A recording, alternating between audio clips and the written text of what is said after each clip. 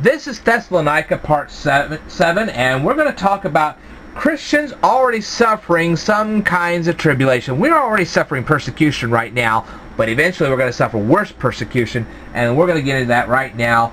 John chapter 16, verse 33. John 16, 33. These things I have spoken to you, that in me you may have peace. In the world you will have tribulation. Be of good cheer, I have overcome the world.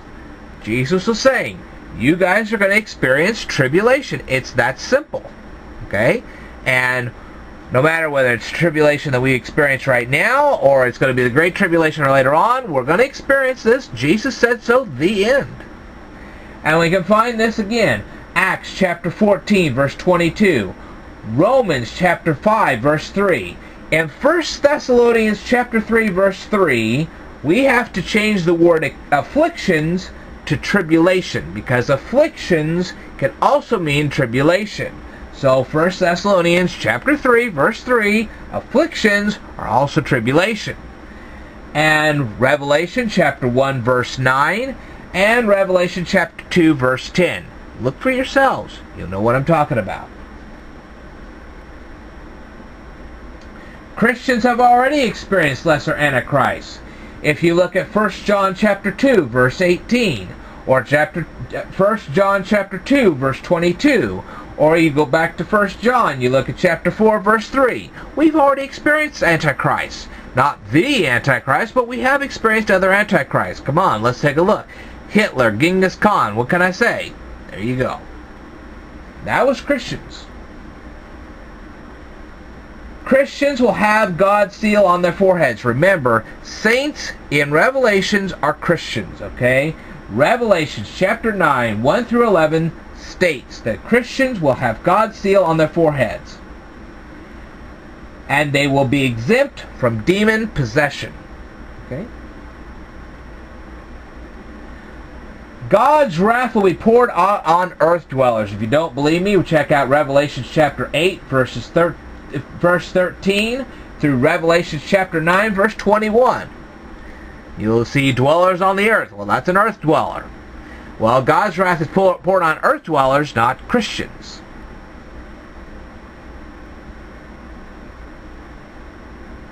Okay, people who shed the blood of the saints and prophets will get the second and third bowls.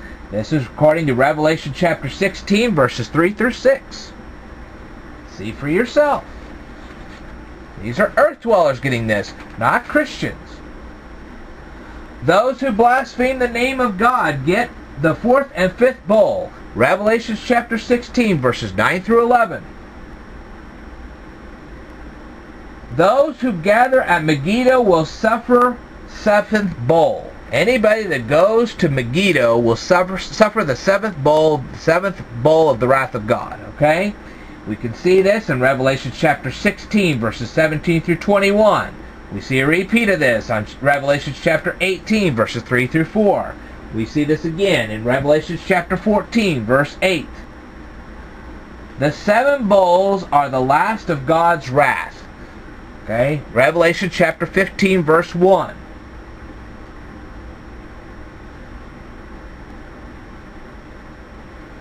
For the great day of his wrath has come, and who is able to stand? This is found in Revelation chapter 6, verse 17, and the answer to that question is presented in chapter 7.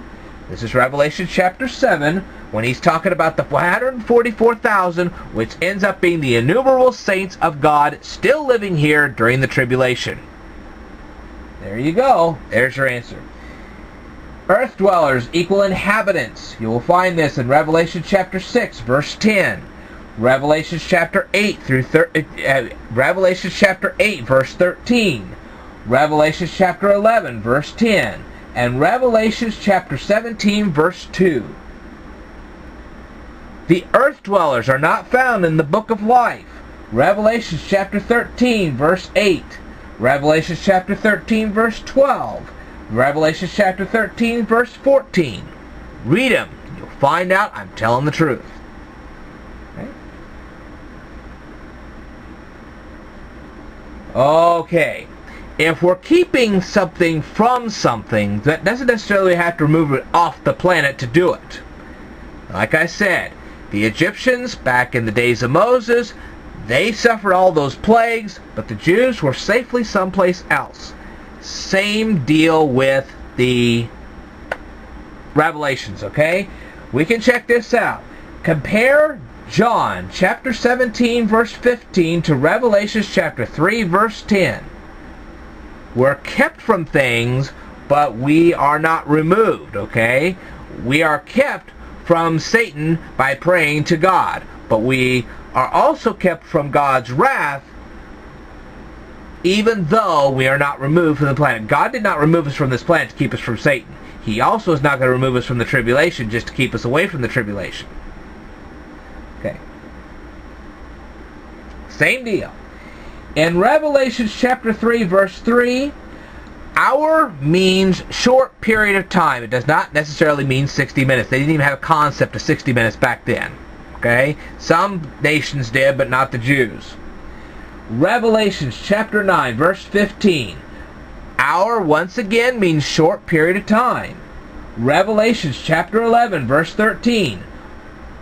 Hour again means short period of time. We can go to Revelation chapter 14 verse 7. Revelation chapter 17 verse 12. Revelation chapter 18 verse 10. Revelation chapter 18 verse 17. Revelation chapter 18 verse 19. Revelation chapter 17 verse 12. And Revelation chapter 14 verse 15. And we will see that hour means short period of time. Okay? Now we are to compare Revelation chapter 14 verse 15 to Revelation chapter 1 verse 7 and Revelation chapter 1 verse 13. Okay? Now, let's go to Revelation chapter 14. Okay? 14. Verse 15.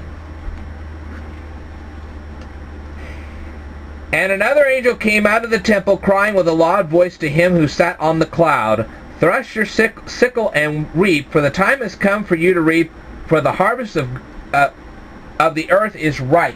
Okay? Now, let's go to 1:7. Revelation 1:7. Behold, he is coming with clouds. This is dealing with clouds, okay? Jesus is either in a cloud or coming with clouds. This is about clouds, okay? So, Revelation chapter 14, verse 15.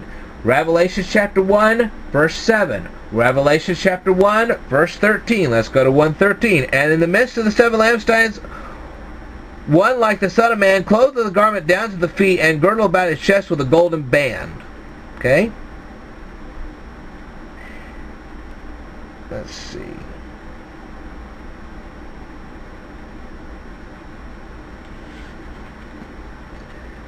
And now let's go to Daniel chapter 7 verse 13. Daniel 7 13. And I was watching in the night visions, and behold, one like the Son of Man coming with the clouds of heaven. Notice here, it's either a cloud or clouds. Focus on that, because you're going to see that in Matthew chapter 24 verse 30, Matthew chapter 26 verse 64, Mark chapter 13 verse 26, Mark chapter 14 verse 62, Luke chapter 21 verse 27, Luke chapter 21 verse 27, Acts chapter 1 verse 11, 1 Thessalonians 4 verses 16 through 17. You're going to see this.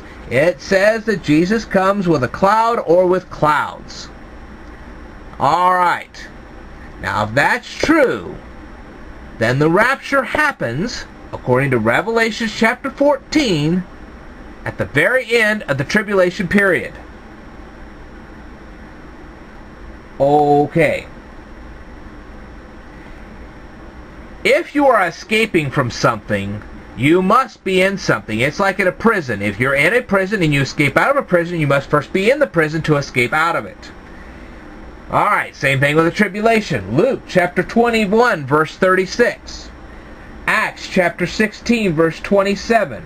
Acts chapter 19, verse 16. It all talks about escaping from wrath. You cannot be escaping from wrath if you are not in the presence of wrath in the first place. How do you get out of it? Well, you first have to be there to get out. Okay? Now, in the Bible, the word keep can also mean obey. The disciples were in the world, but they were not of it. We can see this in John chapter 17, verse 6. John chapter 17, verse 11. John chapter 17, verse 14. John chapter 17, verse 16. We can see this. Okay? Christians and earth dwellers are in the world, but Christians are not of it. So the Christians and the earth dwellers are going to be in the same place, but they're just not going to, the Christians aren't going to suffer the wrath of God.